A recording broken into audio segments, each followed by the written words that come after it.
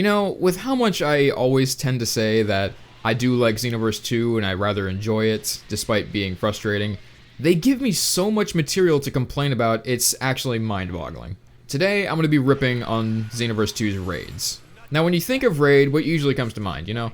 Usually, you think of something large, something exponential as an endgame, high difficulty, interesting mechanics, cooperation, high-tier rewards. Well, unfortunately, Xenoverse 2's raids have absolutely none of that.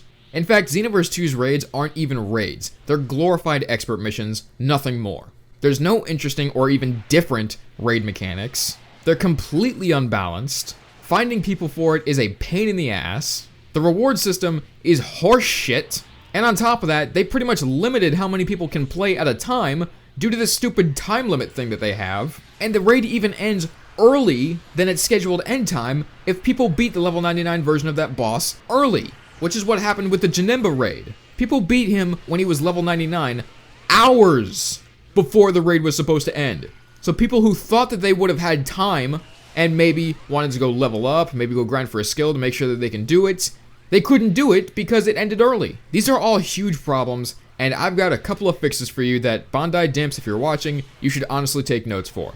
So the raid's biggest problem at the moment is its availability, its time limit. It's all of this restrictive stuff that limits exactly how many people can play at a time. Stop with the time limits. I don't know how Destiny started this kind of time limit revolution where instead of releasing a substantial amount of content for people, they should just gate off content until a certain amount of time has passed. That needs to stop. No more time limits. Take those fucking time limits away. Raids need to be available at all times, especially when they're so unoriginal and uninteresting as these ones are. If you didn't even put in the effort to make these raids actual raids, why are you gating them off then? Instead of the raid event completely ending as soon as the level 99 boss is defeated, just make it so that they have a really large power level, so that people have a chance to actually participate, get some contribution points, and as soon as they're beaten, they're replaced with a completely new boss, the power meter is completely replenished, and the people who contributed to the last boss get their rewards. That way, nobody feels like they're getting left out, nobody's missing out on rewards, everybody's getting a chance to contribute for some boss, for some rewards, no matter who they are. Because believe it or not, some people actually do work during the weekends. Bamco and Dimps. Some people don't have time to play these raids. And some people are unprepared to deal with the fact that the boss can end early when some random group of yahoos beats them first. That is fucking stupid. So that is easily the biggest problem of the raids. Let's go ahead and get on with some other problems that I do have some fixes for, and maybe some examples of new mechanics and whatnot. So one of the other bigger issues of raids is just the fact that they're just uninteresting. They're not interesting to play through because they're just glorified expert missions. There's no new raid mechanics, nothing new, no real reason to cooperate with anybody. You can't work together with your teammates because oftentimes they'll all just try to focus on dealing as much damage as possible on their own. They don't care about you. And when they do care about you is when you're down and they want to get the contribution points for reviving you. That's about it. There's no real cooperation when it comes to raids. So let me go ahead and outline an example of a raid mechanic that I think would be really cool and would distinguish these raids as actual raids and not just simply expert missions that you can't lose.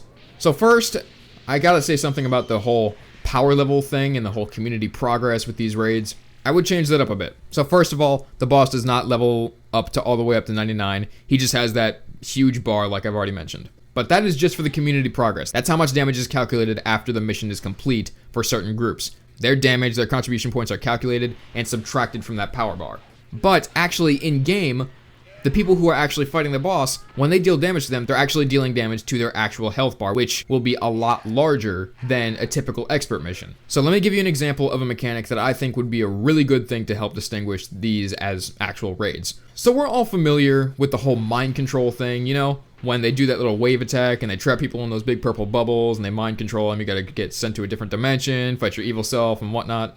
I propose a raid equivalent of that thing, but it works a little bit differently. See, instead of just sending out that wave attack and anybody unlucky enough to come into contact with it starts getting mind controlled and you can knock them out of it, instead, the boss will immediately take control of one person's mind, randomly. Doesn't matter who, they'll immediately take control of one person's mind. And obviously normal events play through. They get sent to a different dimension, and the people on the outside have to fight the evil version of them. That is where the similarities end, because it works completely differently the way I'm explaining it. So the player that's mind controlled, they never regain control of their body. They never get to go back to the actual boss. They're stuck there. But that doesn't mean that they can't contribute to the actual raid. So while mind controlled, that player needs to take on a bunch of weaker versions of themselves. Normally it's just that one who pretty much has the exact same stats as you. This time it's just a bunch of them, but are weaker than the actual player themselves. Sort of like how often missions will put you up against a bunch of Cybermen or a bunch of Metacooler's, you know those missions?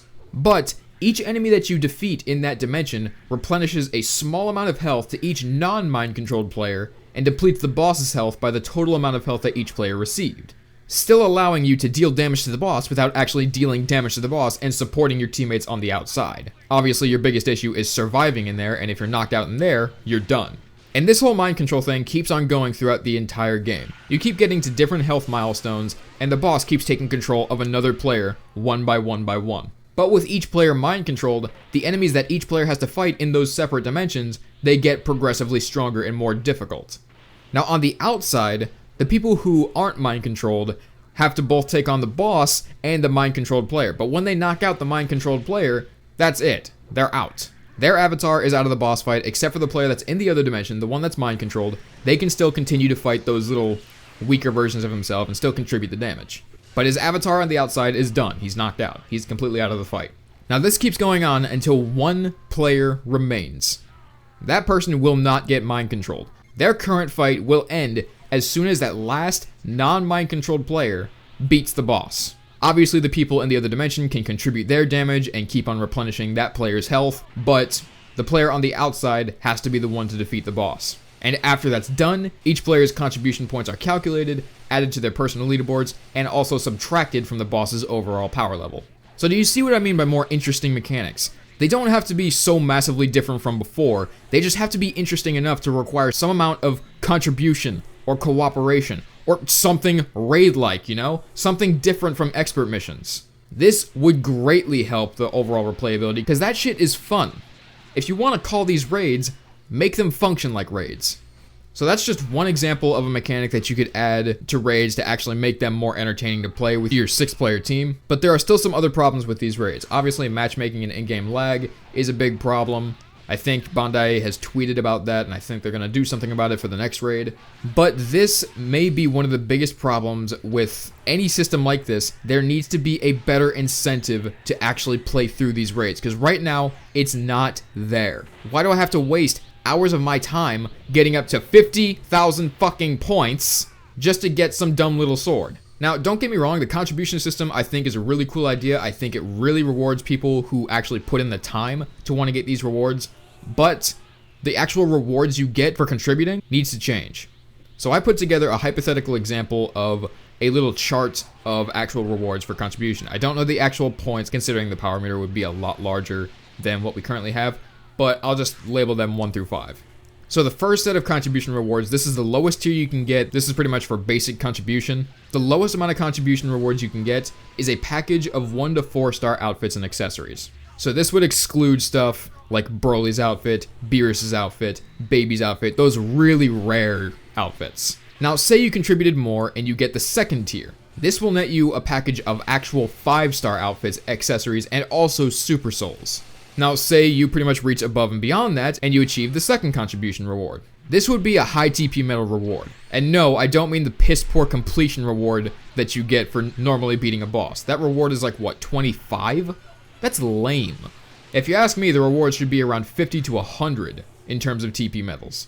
Now say you haven't left your room in a couple hours and you went above and beyond and got another contribution reward. You went higher than the third one. This would get you instant access to a rare and powerful skill chosen from a list of randomized skills for that raid. So each raid, that list resets and gets you a ton of different skills.